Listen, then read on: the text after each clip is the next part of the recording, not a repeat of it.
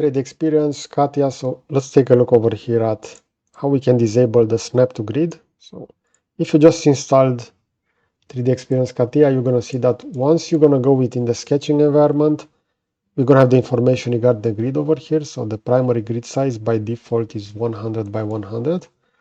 And if you're going to start sketching, for example, with the line tool, you're going to see that the starting point and the end point of those lines will only be available within those grids points. So now in order to disable that, you will need to go over here within the sketch section for the tab over here.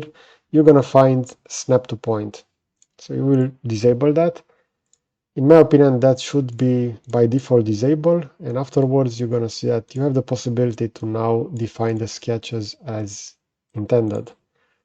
If you also want to disable the grid, you're going to see that the grid will be available over here. So this will be snap to point, but the grid will actually be available in a different section. In this case, within view, we're going to have over here the grid.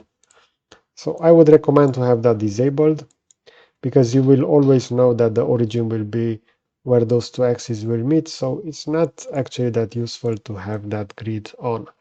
I usually keep it off within all CAD solutions. Either it's CATIA V5, CATIA 3D Experience, or Fusion. SolidWorks doesn't really make use of that grid that much.